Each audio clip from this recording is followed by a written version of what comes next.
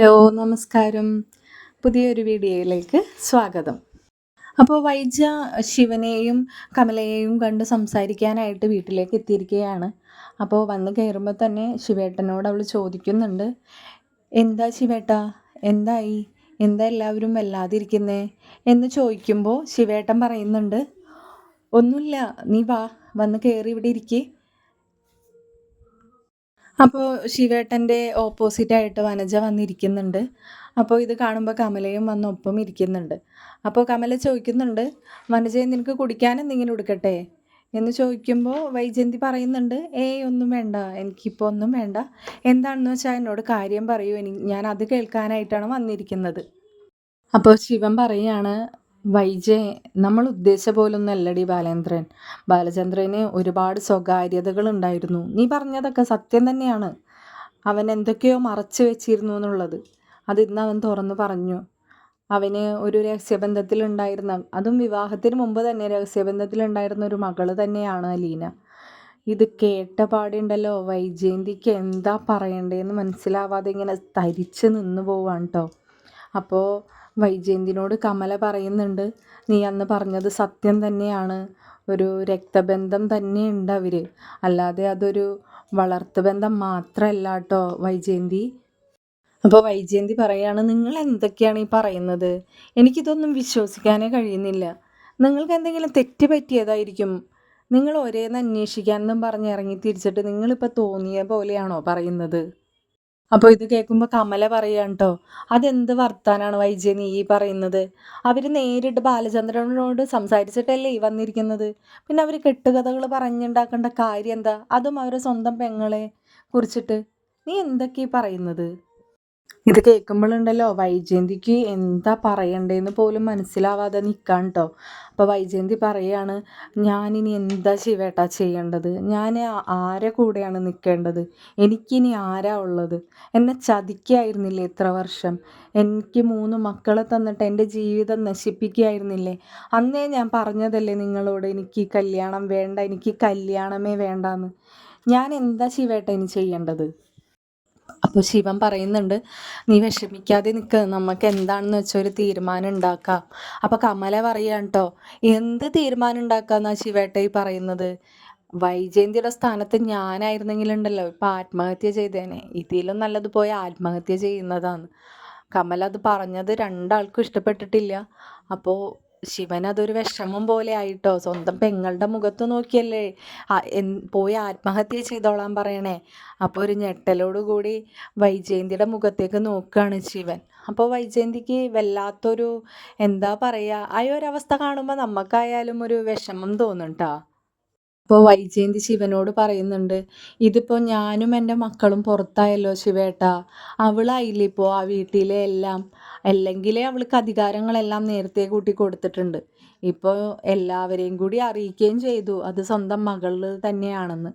ഇനിയിപ്പോൾ എനിക്കെന്ത് അവകാശം അവിടെ ഉള്ളത്? ഞാനും എൻ്റെ മക്കളും ഇറങ്ങി കൊടുക്കുന്നത് തന്നെയാണോ നല്ലത്? അല്ലെങ്കിൽ ഒന്നില്ലെങ്കിൽ അവൾ, അല്ലെങ്കിൽ ഞാൻ. അതിൽ കൂടുതൽ ആരും ഇനി അവിടെ നിൽക്കില്ല ശിവേട്ടാ, അതെൻ്റെ ഉറപ്പാണ്.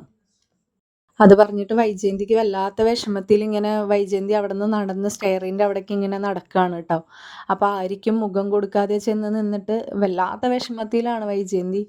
എന്നിട്ട് അങ്ങനെ തന്നെ അമ്മയുടെ മുറിയിലേക്ക് പോവുകയാണ്. അമ്മനോട് വാതിൽക്കൽ തന്നെ നിന്നിട്ട് അമ്മേ എന്ന് വളരെ വിഷമത്തോടു കൂടി വിളിക്കുകയാണ്. അപ്പോൾ അമ്മ, മോളെ വായോ, അമ്മ എന്താടി കേൾക്കുന്നത്? ഞാൻ എന്തൊക്കെയാണ് ഇനി കേൾക്കാനിരിക്കുന്നത്? എനിക്കൊന്നും സഹിക്കാനുള്ള കഴിവില്ലല്ലോ ദൈവമേ എന്നിങ്ങനെ അമ്മ പറയുമ്പോൾ വൈജ അമ്മയുടെ അടുത്ത് ചെന്നിട്ട്, ഞാൻ പറഞ്ഞതല്ലേ അമ്മേ, ഞാൻ പറഞ്ഞതല്ലേ എന്തൊക്കെയോ കള്ളക്കളികൾ അവിടെ നടക്കുന്നുണ്ടെന്ന്, നിങ്ങളാരും വിശ്വസിച്ചില്ലല്ലോ. അപ്പം അമ്മ പറയുന്നുണ്ട്, മോളെ ഞാൻ എങ്ങനെ വിശ്വസിക്കാനാടി? നിങ്ങളാരും തരാത്ത സ്നേഹവും കെയറിങ്ങും അല്ലേ അവൾ എനിക്ക് തന്നിരുന്നത്. പിന്നെ ഞാൻ അവൾ നമ്മളെ ചതിക്കാനാണ് വന്ന് നിൽക്കുന്നതെന്ന് അമ്മ വിശ്വസിക്കണത് എങ്ങനെയാ മോളെ? അമ്മനോട് കാണിക്കുന്ന സ്നേഹമല്ലേ അമ്മ തിരിച്ചും കാണിച്ചിട്ടുള്ളൂ. അപ്പോൾ വൈജ ഒന്നും മിണ്ടാതെ ഇങ്ങനെ നിൽക്കുകയാണ്.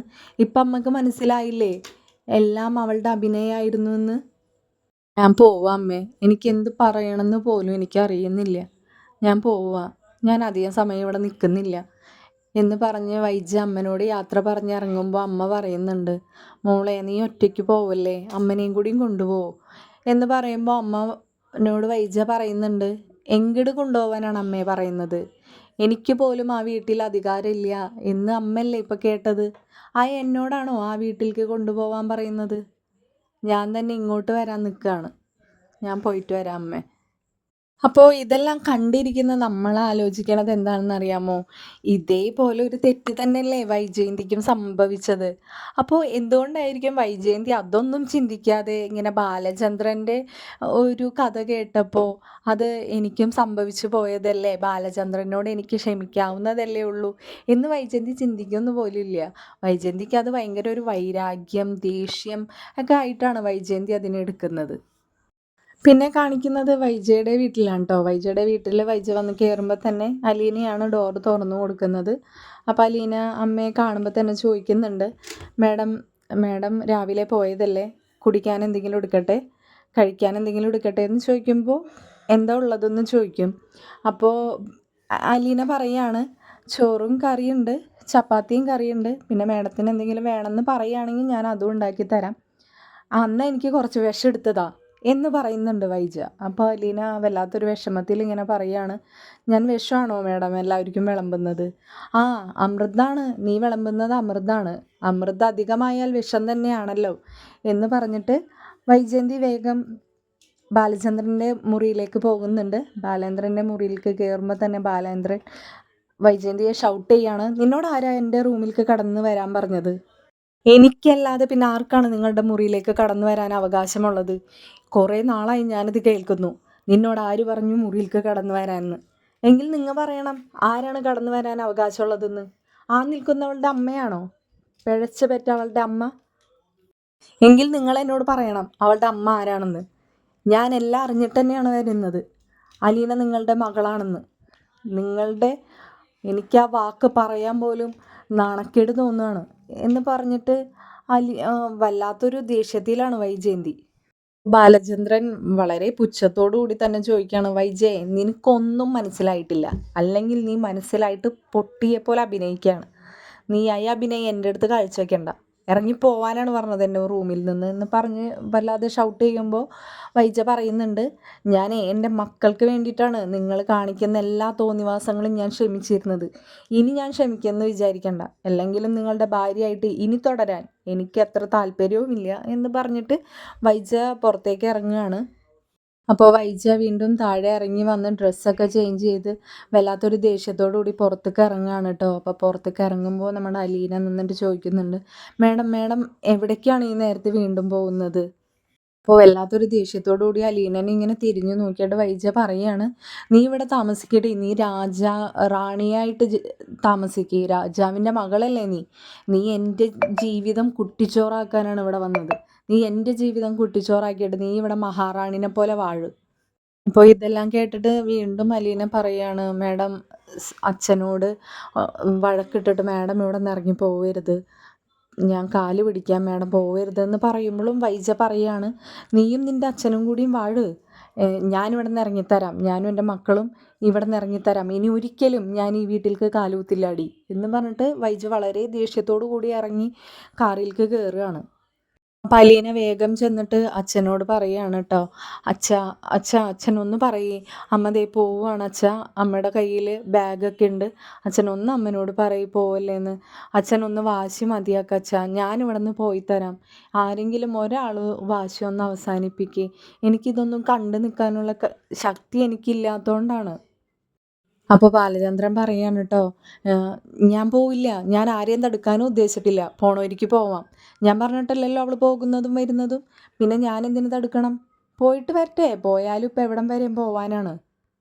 അപ്പോൾ വൈജയന്തി കാറെടുത്ത് പുറത്തേക്ക് കടക്കാണ്.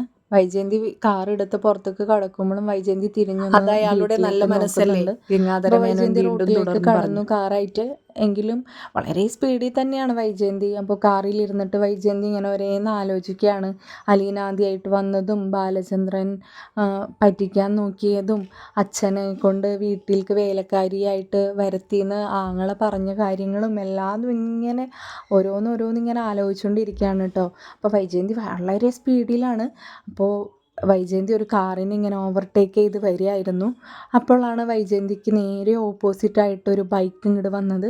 അപ്പോൾ അടുത്തെത്താനായപ്പോഴാണ് വൈജയന്തി ആ ബൈക്ക് വന്നത് കണ്ടത് കേട്ടോ. അപ്പോഴത്തേനും വൈജയന്തി വേഗം സ്റ്റിയർ തിരിച്ചു. എങ്കിലും വൈജയന്തിയുടെ കാറ് ബോർഡറിൽ കൊണ്ടുപോയി ഇടിച്ചു, തെറിച്ച് വീണു വൈജയന്തി. വളരെ റൊട്ടേറ്റ് ചെയ്താണ് കാറ് പോണത് കേട്ടോ. വൈജയന്തി വളരെ ക്രിട്ടിക്കൽ ആയിരിക്കുമെന്ന് നമുക്ക് ആ ആക്സിഡൻറ്റിൽ നിന്ന് തന്നെ മനസ്സിലാക്കാം. അപ്പോൾ ഇതൊക്കെ കണ്ടിട്ട് റോഡിലുള്ളവരൊക്കെ വളരെ ഷോക്കായിട്ട് നിൽക്കുകയാണ് കേട്ടോ. എന്താ ചെയ്യേണ്ടതെന്ന് എല്ലാവരും സ്തംഭിച്ച് നിൽക്കുകയാണ്. എങ്കിലും ആരൊക്കെയോ കൂടി പോലീസിലും ആംബുലൻസിലൊക്കെ വിവരം അറിയിച്ചു. പെട്ടെന്ന് തന്നെ ആംബുലൻസും പോലീസും ഒക്കെ എത്തി വൈജയെ ആംബുലൻസിൽ കയറ്റി ഹോസ്പിറ്റലിലേക്ക് അയച്ചു. തിരിക്കുകയാണ്. അപ്പോൾ ആംബുലൻസ് പോയതിന് ശേഷമാണ് അപ്പോൾ ആരെയാണ് അറിയിക്കേണ്ടതെന്ന് പോലീസുകാർക്കൊരു നിശ്ചയം കിട്ടണില്ല കേട്ടോ. അപ്പോൾ പെട്ടെന്നാണ് വൈജയുടെ ബാഗ് അവർ ശ്രദ്ധയിൽപ്പെട്ടത്. അപ്പോൾ ബാഗ് ഓപ്പൺ ചെയ്ത് നോക്കുമ്പോൾ മൊബൈലും ID കാർഡും ഒക്കെ കാണാണ്. അപ്പോൾ ID കാർഡ് ഓപ്പൺ ചെയ്ത് നോക്കുമ്പോൾ വൈജയന്തിയുടെ ഡീറ്റെയിൽസ് അവർക്ക് കിട്ടി. അപ്പോഴേക്കും അവർ ID കാർഡൊക്കെ എടുത്തു. ID കാർഡിൽ ബാങ്കിൻ്റെ ID കാർഡൊക്കെ കിട്ടി. അപ്പോൾ അങ്ങനെ ഓരോരുത്തരെ കോണ്ടാക്ട് ചെയ്തു. ഇന്ന ഹോസ്പിറ്റലിലോട്ടാണ് വൈജയ് കൊണ്ടുപോയിരിക്കുന്നതെന്ന് പോലീസുകാർ അറിയിച്ചു. പിന്നെ കാണിക്കുന്നത് ഹോസ്പിറ്റലാണ് കേട്ടോ. ഹോസ്പിറ്റലിൽ എല്ലാവരും എത്തിയിട്ടുണ്ട്. രാജീവും ശിവനും ബാലചന്ദ്രനും അലീനയും എല്ലാവരും ഉണ്ട്. അപ്പോൾ അലീനനെ കാണുമ്പോൾ തന്നെ രാജീവനും ശിവനും ഒക്കെ ദേഷ്യം അങ്ങോട്ട് സഹിക്കാൻ പറ്റണില്ല കേട്ടോ. അപ്പോഴത്തേനും രാജീവൻ ബാലചന്ദ്രൻ്റെ ഷർട്ടിന് കയറി പിടിക്കും. ഷർട്ടിന് കയറി പിടിച്ചിട്ട് ബാലചന്ദ്രനോട് പറയുന്നുണ്ട് കേട്ടോ, എന്തിനു വേണ്ടിയിട്ടായിരുന്നു എൻ്റെ പെങ്ങളുടെ ജീവിതം ഇങ്ങനെ തകർത്തത്? അവൾ എന്ത് തെറ്റാണ് നിങ്ങളോടൊക്കെ ചെയ്തത്? ഇവളെ ഇങ്ങനെ ഒരുത്തിയെ വീട്ടിൽ കൊണ്ടുവന്നതിന് ശേഷം എൻ്റെ പെങ്ങളുടെ ജീവിതമല്ലേ നിങ്ങൾ ഈ തകർത്തുകൊണ്ടിരിക്കുന്നത്? ഇവിടെ വരെ എത്തിച്ചപ്പോൾ നിങ്ങൾക്ക് എല്ലാത്തിനും സമാധാനമായില്ലേ ബാലചന്ദ്ര എന്ന് പറഞ്ഞിട്ട് ബാലചന്ദ്രനെ അങ്ങനെ എന്നെ തള്ളി വിടുകയാണ്. അത് കഴിഞ്ഞ് ഓടി വന്ന് മനു രാജീവനെ പിടിച്ച് മാറ്റുന്നുണ്ട്. ഇത് ഹോസ്പിറ്റലാണ്, ഇങ്ങനത്തെ ഒരു സിറ്റുവേഷനിലല്ല കൊച്ചച്ച ഇങ്ങനെയൊക്കെ സംസാരിക്കേണ്ടത്. നിങ്ങളെന്താണ് സിറ്റുവേഷൻ മനസ്സിലാക്കാതെയാണോ നിങ്ങൾ പെരുമാറുന്നതെന്ന് പറഞ്ഞ് രാജീവിനെ മനു അവിടെ പിടിച്ചിരുത്താണ് കേട്ടോ. അടുത്തൊരു അടിപൊളി എപ്പിസോഡുമായിട്ട് ഉടനെ തന്നെ വരുന്നതാണ് കേട്ടോ. ഈ വീഡിയോ ഇഷ്ടപ്പെട്ടാൽ ലൈക്കും കമൻറ്റും ചെയ്യണേ.